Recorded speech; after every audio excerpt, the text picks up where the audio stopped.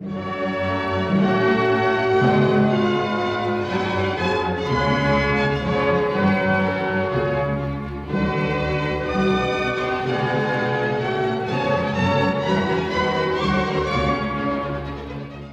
Monsieur Diaz, parlez-nous un peu de votre roman historique « L'espoir des vaincus ». Comment avez-vous trouvé le sujet de votre nouvel ouvrage? C'est un concours de circonstances. En visitant Sète et en cherchant le cimetière marin où est enterré le poète Paul Valéry, je suis passé par la rampe des Arabes, appelée autrefois la rampe des Bédouins. Ce nom de rue m'a interpellé.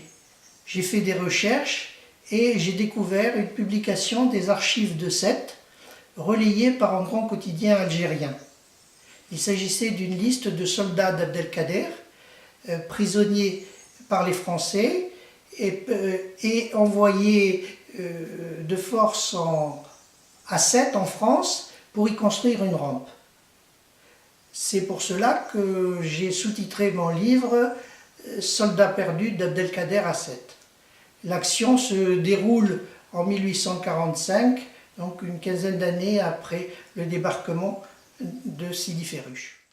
Et pourquoi cette motivation pour l'émir Abdelkader?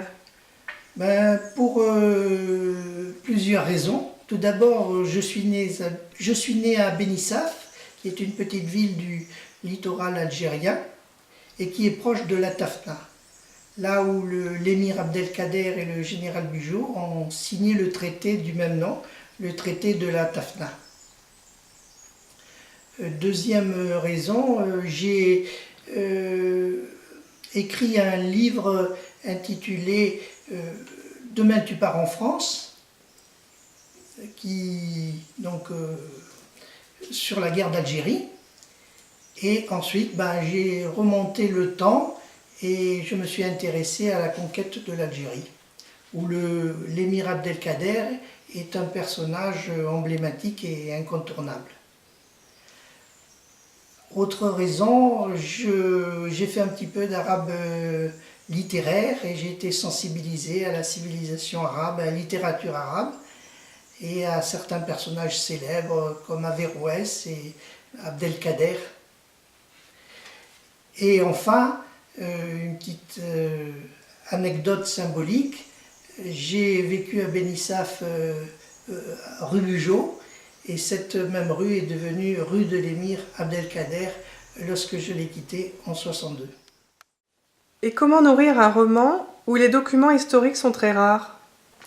Alors il faut dire tout d'abord que le livre n'est pas un essai, mais un roman, c'est-à-dire une fiction où on laisse une marge de manœuvre à l'imagination de l'auteur, tout en restant évidemment proche de la réalité.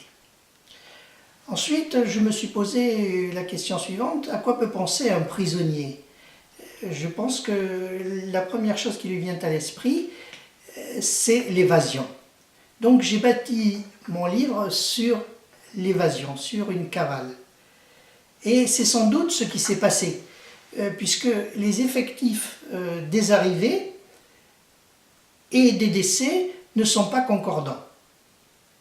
Donc il y a sans doute des prisonniers qui ont pris la fuite. En ce qui concerne les paysages de la cavale, dans ce maquis méditerranéen, je le connais bien puisque j'étais professeur d'écologie dans ma carrière d'enseignant et maintenant je suis randonneur dans l'arrière-pays languedocien. Alors j'en ai profité pour faire revivre ce milieu qui autrefois était très vivant et plus vivant qu'aujourd'hui. J'évoque ainsi d'anciens métiers comme charbonnier, berger, écorceur, cueilleur de plantes médicinales, etc. Et enfin, les souvenirs de ces prisonniers nous ramènent à Alger, du temps de la régence turque et également aux célèbres et très dures batailles de Mazagran et de la Mecta. Donc j'ai choisi une qui était favorable aux Français et l'autre à l'émir Abdelkader. Quelle est l'originalité de votre ouvrage? Mon ouvrage traite d'un point d'histoire peu connu et du coup sort les soldats d'Abdelkader de l'oubli. Et d'autre part, la conquête est vécue du côté des vaincus. Au final, que doit-on retenir de votre ouvrage L'espoir des vaincus? Je crois qu'il faut retenir ce qu'il y a en filigrane.